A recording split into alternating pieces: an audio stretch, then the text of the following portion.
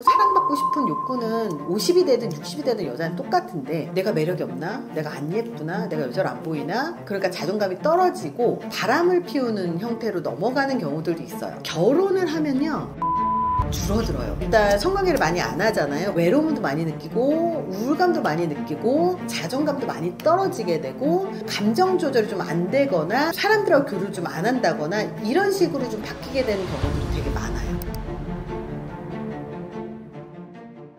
일반적으로 성욕이 강한 여성에게 나타나는 특징에는 어떤 것들이 있을까요?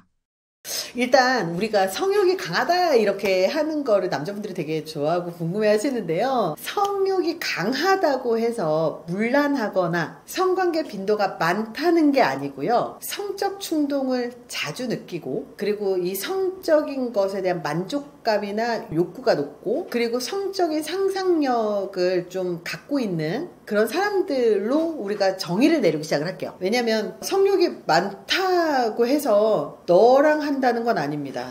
이걸 기억하셔야 돼요.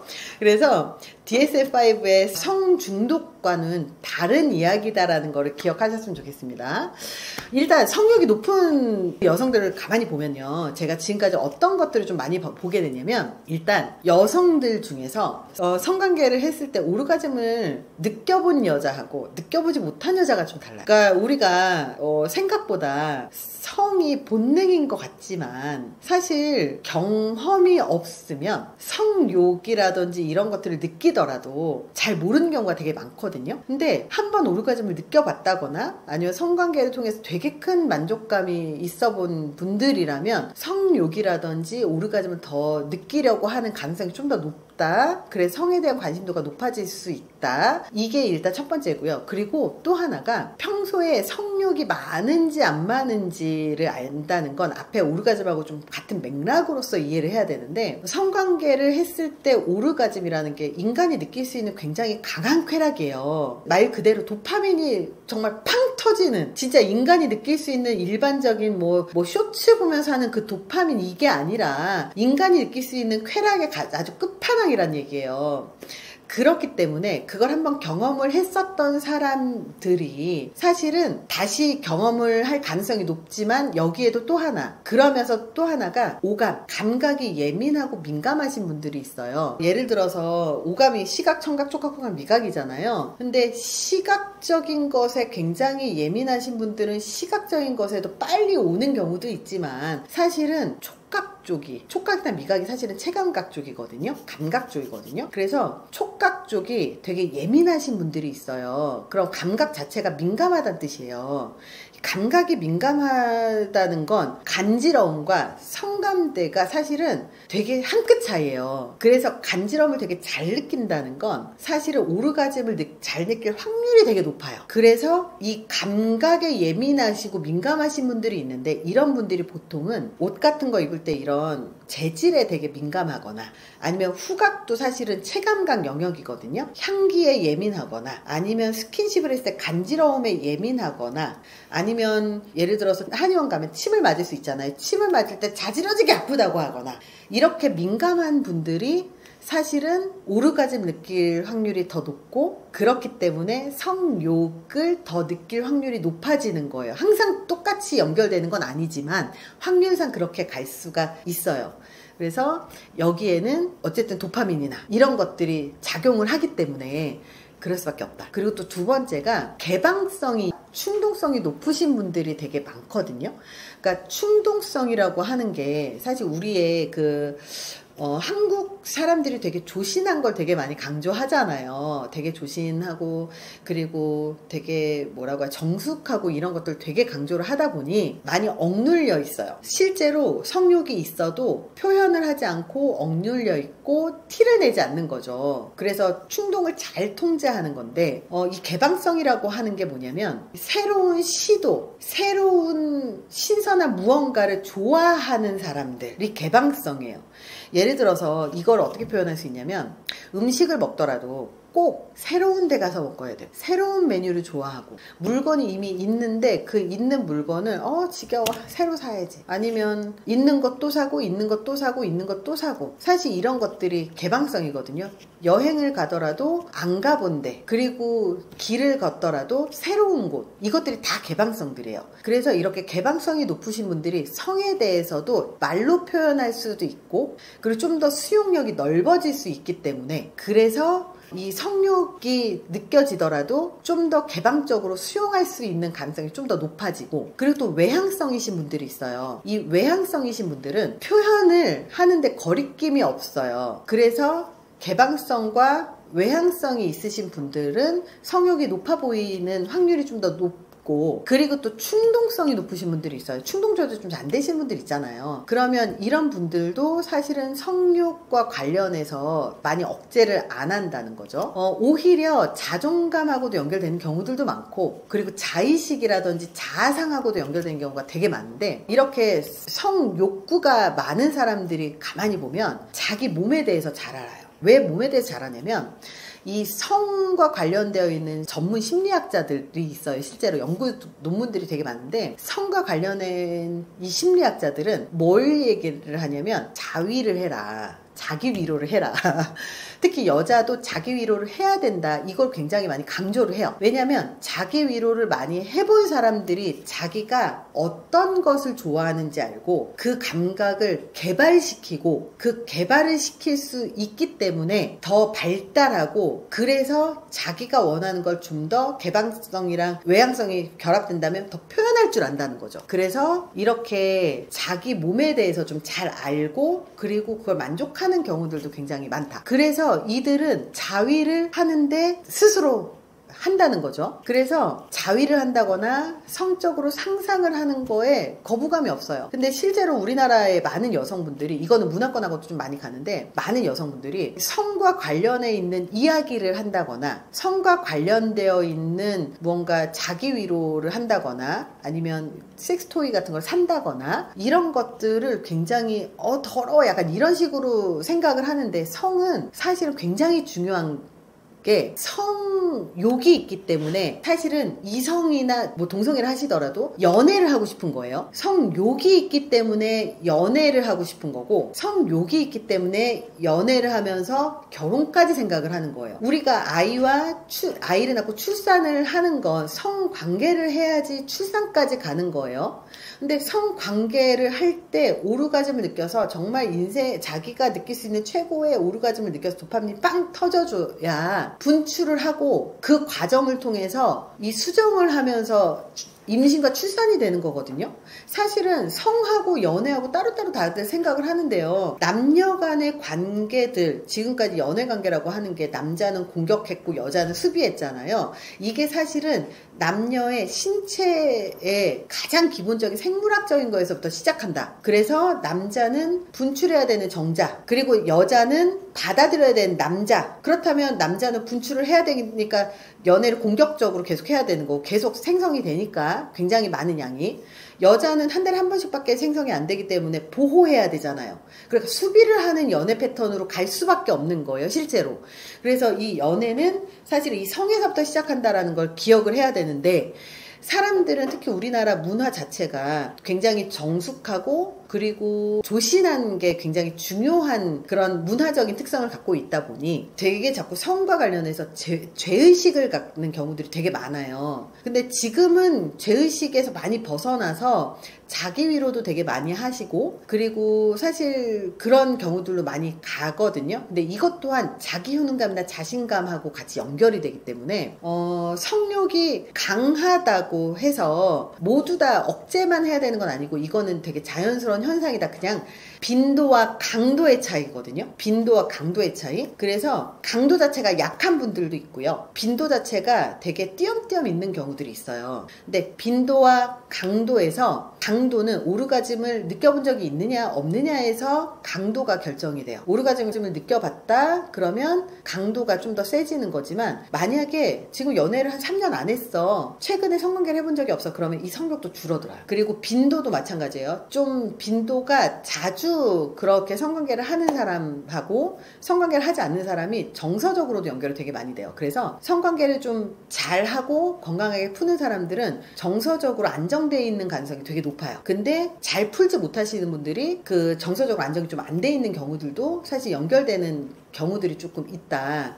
그래서 이 성욕이 높으신 분들은 이 성과 관련해서 좀 수용을 좀 잘하시는 분들이라고 보시면 될 것 같아요. 그렇다고 문란하다는 뜻은 아닙니다, 절대. 그래서 반드시 우리가 기억을 해야 될 건 성욕이 있다고 해서 막 짧은 옷을 입고 야한 옷을 입고 이런 게 절대 아닙니다. 그리고 뭐 리액션이 크다고 해서 이 사람 성욕이 있는 거 절대 아니에요. 그냥 외향적인 거예요. 그리고 성적인 농담을 잘한다고 해서 이 사람이 성욕이 높을 거라고 생각을 하는데요. 성적인 농담을 한다는 얘기는 뭐냐면 오히려 성에 대한 죄의식이 없고 건강하게 표현한다고 생각을 하시는 게 훨씬 더 좋아요. 그래서 성욕은 사실은 이렇게 옷이라든지 말투라든지 리액션이라든지 이런 걸로 알 수 있는 건 아니에요. 이 성욕이 되게 재밌는 게 한 가지가 있어요. 호르몬하고 연결이 되게 많이 되는데요. 여자는 에스트로겐 여성 호르몬이 나오잖아요. 근데 여성 호르몬이 나오는데 테스토스테론이 살짝 더 나오시는 분들이 성욕이 강해요.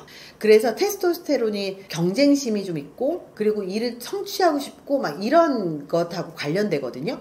그래서 사회적인 성취가 좀 높거나 아니면 뭐 정말 뭐 일에 대한 욕망이 좀 높거나 이러면 성욕과 관련돼 있을 가능성은 있다라는 거죠. 왜냐하면 테스토스테론 자체가 좀 자기가 스스로 뭔가를 해나가는 것이기 때문에 해나간 사람이 사회적인 지위라든지 사회적 영향이 있을 가능성이 좀 높다라는 것들이 같이 가는 거고요.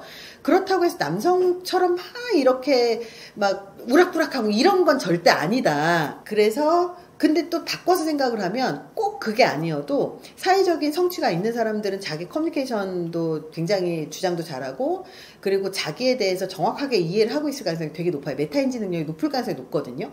그래서 메타인지 능력이 높기 때문에 그렇게 느껴질 수도 있다. 그러니까 뭐가 전후좌우 선후인지는 알 수는 없다. 그렇지만 건강하게 성과 관련한 이야기를 하는 사람들이 쉽다고 느끼시면 절대 안 됩니다. 오히려 그런 사람들이 기준이 훨씬 더 명확할 가능성이 높습니다. 부부로 오랜 시간 함께하다 보면 성관계 횟수가 줄어드는 경우가 많다고 하는데 여성이 오랫동안 성관계를 하지 못했을 때 보일 수 있는 행동 변화는 어떤 것이 있을까요?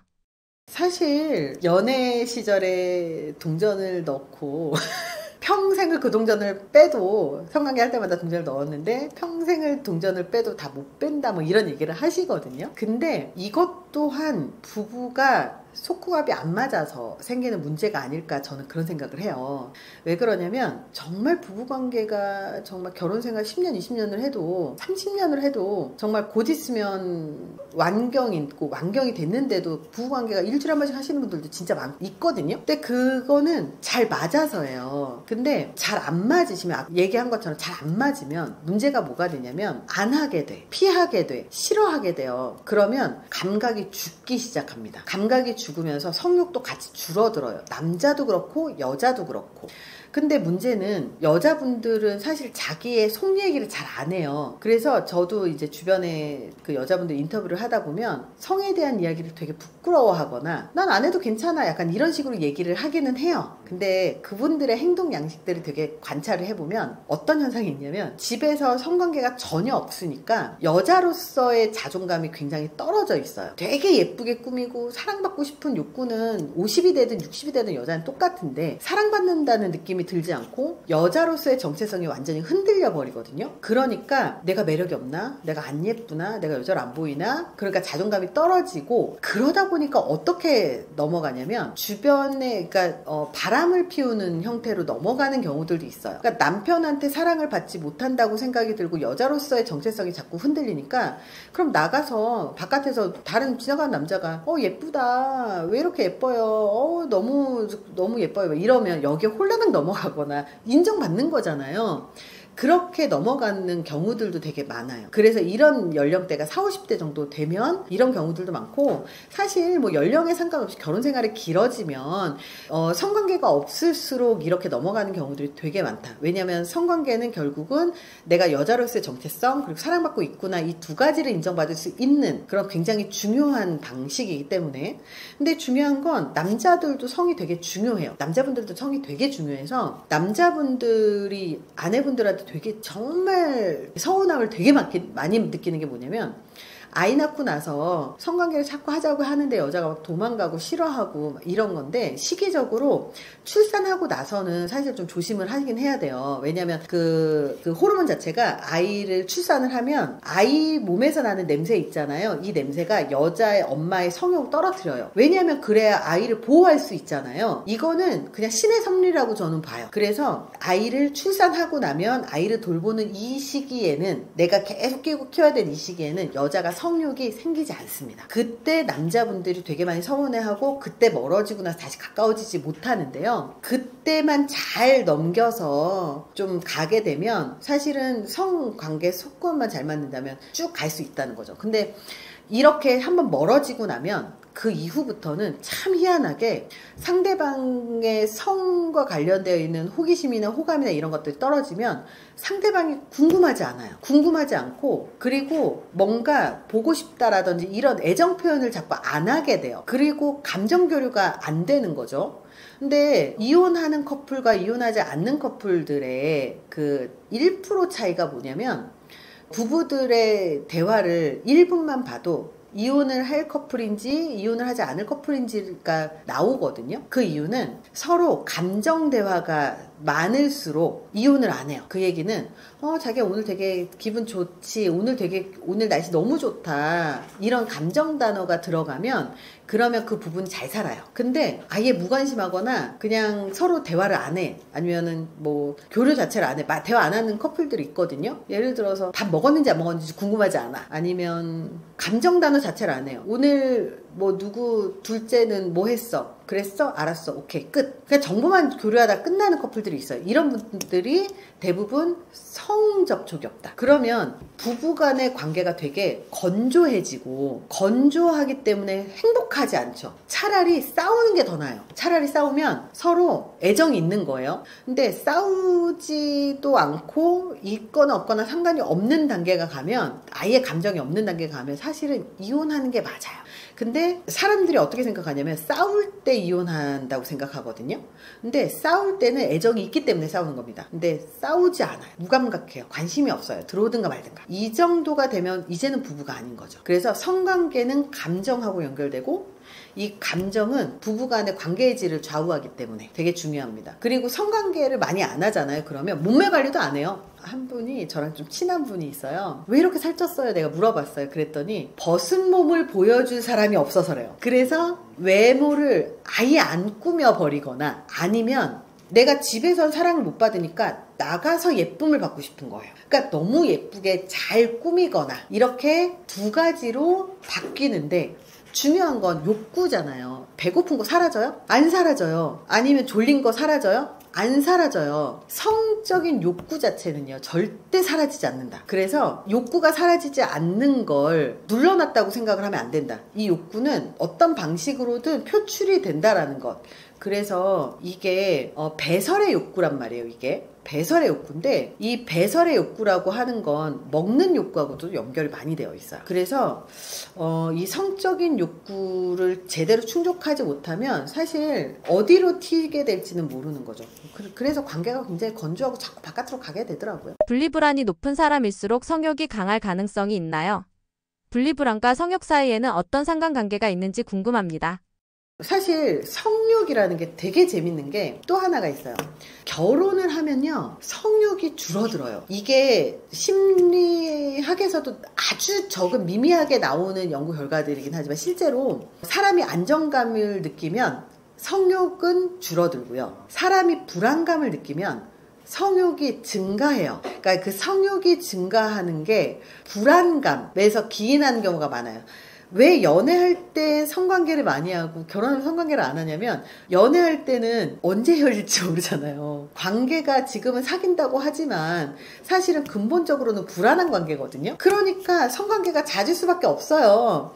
근데 결혼을 하고 나면 굉장히 안정적이잖아요. 이혼 서류 하나 써가지고 이혼하는 게 얼마나 힘든 건데요. 근데 실제로 결혼하면 이 마음속에 아주 깊은 데서 연결이 된 그 느낌을 사람들이 갖게 돼요. 그러면 사실은 성욕이 좀 줄어들게 될 수밖에 없고, 그리고 연애라는 것 자체가 사랑의 삼각형이라고 하는 이론에서 사랑을 세 가지 기준으로 보잖아요. 친밀감, 열정, 그리고 헌신, 세 가지로 보는데, 제일 먼저 열정이 뭐냐면 성에 대한, 성과 관련되어 있는 욕정, 성욕이에요. 사실은 열정은. 그래서 이 사람을 되게 열정적으로 사랑해. 사실은 그 기반은 성욕이거든요. 그래서 성욕이 생기지 않으면 연애는 시작되지 않아요. 그리고 사귀다 보면 친밀해지죠. 근데 세 번째가 뭐냐면, 이 열정이라고 하는 게, 세 번째는 이제 헌신인데, 나 너만을 사랑할 거야. 결혼도 이 안에 포함을 해요. 근데 되게 재밌는 건, 이 열정적인 사랑이 결혼을 한다거나 아니면 오래 만나면 우정적인 사랑으로 변화가 되어야 이 커플은 오래 살아요. 잘 살아요. 근데 어떤 사람들은 어떻게 생각을 하냐면, 열정적인 사랑에서 우정적인 사랑으로 넘어가는데 이걸 권태기라고 생각하고 헤어지고 딴 사람 만나려고 해요. 자극 추구형인 사람들, 이런 사람들이 바람을 많이 피죠. 그래서 원래 열정에서 우정으로 넘어가는 게 정상이다. 그래서 우정으로 넘어가면 그때는 성욕이 줄어들 수밖에 없다. 근데 분리불안이라고 하는 게 사실 불안감, 안정적이지 않다, 이런 것들이고, 그리고 연구들을 좀 살펴보면 불안애착인 사람들이, 혹은 불안애착인 사람들이나 자존감이 좀 많이 떨어지거나 이런 사람들이 그걸 확인받기 위해서 성을 이용을 하는 경우들이 많아요. 왜냐면 남자들 같은 경우는 사실 성을 통해서 사랑을 얻지 않아요. 근데 여자는 성을 통해서 남자의 사랑을 얻을 수 있거든요.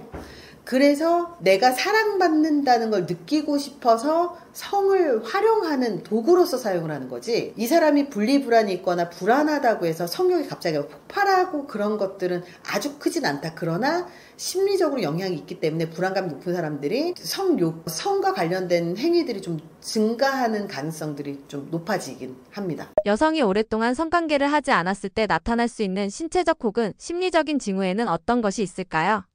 그러니까 일단 성관계를 많이 안 하잖아요. 그러면 당연하게 몸은요, 기본적 루틴을 기억을 해요. 기본적 루틴을 기억을 해요. 왜 우리 그런 얘기 하잖아요. 다이어트를 하더라도 딱 걸려서 안 떨어지는 부분이 있다고 그러잖아요. 그 안 떨어지는 부분이 뭐예요? 평생 동안 내가 이 몸무게를 오래 살았기 때문에.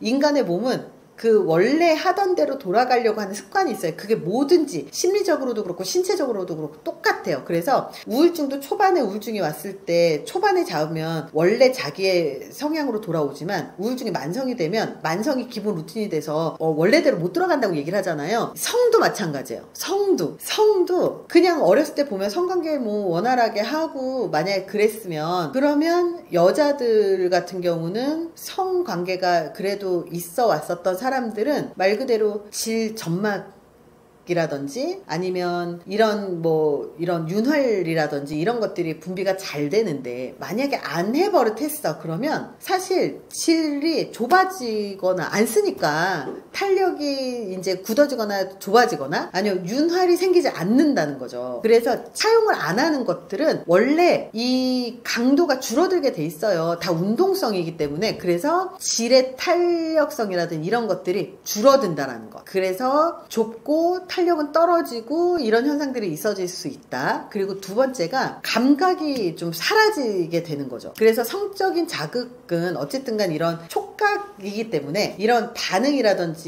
그런 것들이 좀 못 느끼게 되는 거예요. 감각이 둔화가 되는 거예요. 사실은 점점. 그래서 새로운 사람을 정말 오랜만에 만났어. 근데 성욕이 막 생기지는 않을 수밖에 없어요. 안 쓰니까. 그냥 안 쓰던 게 기본 루틴이니까. 그리고 또 하나가, 이 성관계는 사실 사람의 심리적으로 신체적으로 되게 도움이 많이 되거든요. 그래서 이 성관계를 했을 때 사실 도파민이나 옥시토신이나 엔돌핀이나 이런 것들이 생겨서 이런 회로들이 좀 돌아가야 되는데 안 돌아가잖아요. 그러면 일상의 생활이 사실 되게 재미가 없어요. 그러니까 활력도 떨어지고, 그리고 면역력도 떨어지고, 떨어지고, 그리고 이 성관계 자체가 사실은 온몸을 되게 많이 쓰는 활동이거든요. 진짜 되게 많이 쓰는 거거든요. 그래서 이런 순환이 되게 잘 되게끔 도와줘요. 그래서 저도 제가 이제 강의를 하다 보면 이런 얘기들을 물어봐요. 불면증 어떻게 해결해요? 막 이렇게 얘기를 하는데, 불면증에 뭐 반신욕도 있고 뭐 루틴을 뭐 침대를 뭐 이렇게 해야 되고 뭐 이런 얘기 되게 많이 하지만, 뭐 규칙적으로 살아라,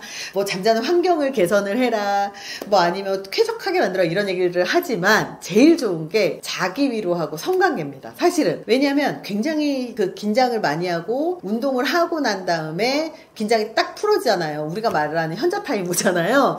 그러면 그때가 잠이 되게 잘 오는 순간이에요. 그래서 사실은 이 성관계 자체가 사실 인간에게 필요한 활동이라는 거죠. 그리고 이 심리적으로도 어떻게 연결이 되냐면, 되게 재미있게도 우리가 성욕하면, 성관계 이러면 이 BDSM이라든지 좀 강한, 약간 우리가 좀 센 이런 것들도 얘기를 해요. 근데 되게 재밌는 연구 결과들이 뭐냐면, BDSM, 뭐 예를 들어서 사디즘, 마조이즘 뭐 이런 얘기도 있어요. 이것도 종류가 엄청 많더라고요. 근데 오히려 그렇게 성적으로 해소를 잘하는 사람들이 일반적인, 이거는 전문 용어로 하면 바닐라 섹스라고 하더라고요. 바닐라 섹스를 하건 강하게 하건 건강하게 해소를 하는 사람들은 정신적으로도 안정감이 더 있을 확률들이 높다라는 것들이 되게 많이 나와요. 그 얘기는 뭐냐면, 심리적으로도 어쩌면 불안감이 높으면 성욕이 높아진다고 얘기한 것이 사실은 성욕으로서, 성관계로서 해결을 하기 때문에 안정감이라든지 그런 불안감을 해소했다라고 볼 수도 있는 거죠. 그래서 이렇게 성관계를 많이 안 하게 되면 정서적으로도 사실 해결이 잘 안 되기 때문에 뭐 외로움도 많이 느끼고 우울감도 많이 느끼고, 그리고 혼자 있는 그런 느낌도 많이 느끼고, 그리고 자존감도 많이 떨어지게 되고, 그리고 감정 조절이 좀 안 되거나 아니면 좀 사람들하고 교류를 좀 안 한다거나 이런 식으로 좀 바뀌게 되는 경우들이 되게 많아요. 그래서 성관계는 좀 많이 하세요. 혼자 있지 마세요. 나이가 들면서 예민하거나 짜증을 자주 내는 여성을 두고 노처녀 히스테리라는 말이 쓰이기도 하는데, 이런 태도를 성욕과 연결지어 해석할 수 있을까요? 근데요, 이게 노처녀 히스테리가 실제로 이게 짜증을 내는 게 성욕하고 관련이 있는가라고 얘기를 하면요, 성욕하고 관련이 있을 수도 있지만 없을 수도 있어요. 그러니까 이렇게 생각을 하면 되게 위험합니다. 그러니까 실제로 여자들이 남자들보다 더 예민해요. 그러니까 예민한 게, 한국 사람들은 외국에 비해서 훨씬 더 예민해요. 왜 예민하냐면, 제가 이 예민함에 대해서 제가 얘기를 할 수 있는 이유가 뭐냐면, 제가 예민함과 관련된 책을 썼어요. 2014, 5년쯤에 책을 썼나? 책을 쓰다 보니까 예민한 사람이라고 하는 게 어떤 상황이 있었을 때 막 짜증을 잘 내고 히스테릭하고, 그리고 감정 기복이 좀 심하고 이런 것들을 얘기를 해요. 근데 노처녀 히스테리가 감정 기복 심하고 막 표현하는 걸로 따진다면, 한번 살짝 생각을 해볼게요. 노처녀 하면 30이 넘죠, 대부분. 근데 지금 시대에는 35이 넘는 사람들이거든요. 그러면 35이 넘으면 사회적으로 위치가 있어요. 대부분은. 사회적으로 위치가 낮을 때는 자기의 감정 표현도 잘 못하고 자기가 뭔가를 표현하지 못하는 사회적 위치에 있어요. 직장 상사한테 네 알겠습니다 이렇게만 해야 되고, 뭔가 자기 표현 못하고 이런 상황이 있으면 스트레스가 좀 더 극심해지고, 스트레스가 극심해지면 잠을 못 자고, 잠을 못 자면 오감이 예민해지고, 오감이 예민해지면 감정 조절이 안 돼요. 감정 조절이 안 되고 또 쉬지 못하기 때문에 예민함이 더 오래 가고, 예민함이 오래 간다, 각성이 계속되어 있으면 계속 오감이 계속 예민해져 있어요. 한국은 그래서 예민한 사람이 굉장히 많은 사회예요. 근데 35이 넘어가잖아요. 그러면 이 감정 기복이 어렸을 때는 억눌렀다가 35이 넘어가고 사회적 위치가 있고 회사에서 위치가 있으면 표현할 수 있는 연령이 되기 때문에 남들이 봤을 때 노처녀 히스테리아 이렇게 받아들일 수도 있을 것 같아요. 근데 성욕하고는 상관이 없다. 근데 왜 짜증, 예민함 이런 것들이 성욕하고 연결이 됐을까를 생각을 해보면, 우리 히스테리라고 하는 단어들이 있어요. 근데 그 히스테리가 고대 그리스어의 자궁이라는 말에서 시작이 됐고, 그리고 특히 프로이트 같은 경우는 여자의 정서적인 불안정성을 미충족된 성욕이라고 이제 이렇게 이론을 발표를 했었어요. 근데 지금은 과학적으로 폐기 합리된 이론이에요. 그래서 여자의 성욕이 좌절이 되고 혹은 결혼을 안 했기 때문에 여자가 히스테릭한 게 아니라 그 한국 사람은 원래 다 히스테릭하고 원래 예민하고 그리고 그 표현할 수 있는 연령이 됐기 때문이다라고 받아들이는 게 훨씬 더 합리적이에요. 제가 강의를 한 22년 하고요. 기업에서 리더십이라든지 아니면 윤리경영이라든지 이런 강의를 22년 하고 자기계발 관련, 그리고 지금 최근에는 심리학으로 결혼정보회사를 지금 현재 운영을 하고 있습니다. 심리학으로 결혼정보회사를 한다는 게 저희 회사에 가입을 하신 분들은 다 심리진단을 받아서 성향이라든지 가치관이라든지 이런 정서 관련 체크를 모두 하고 난 다음에 가입을 하셔서 저희가 인성까지 검증한다라고 이야기를 하고 있고요. 그리고 성향까지 고려해서 매칭을 해주고 있는 결혼정보회사입니다. 그래서 저는 사실 이런 그 강의라든지 결혼정보회사까지 하면서 항상 제가 강조하는 게 이런 도덕적인 기준을 지키는 것도 되게 중요하고, 그리고 이왕이면 결혼을 하시고 연애를 하고 사랑을 한다면 이 사랑을 유지하고 그리고 굉장히 행복한 결혼 생활을 하는데 되게 중요한 역할을 한다고 생각을 하거든요. 그래서 행복하게 사랑하고 행복하게 결혼하고 행복하게 결혼 생활하면서 또 인생이 좀 발전하실 수 있는 그런 다양한 역할을 하고 있는 것 같습니다. 그래서 저희 심리학자 차이언 채널에서는 연애, 그리고 인간관계, 그리고 자기계발 이런 여러 가지 관련한 컨텐츠들을 운영을 하고 있고요. 그리고 이번에 신규 채널 결혼의 희연 채널은 결혼과 관련한 컨텐츠만 올리고 있습니다. 궁금하신 분들은 많이 찾아와 주세요. 감사합니다.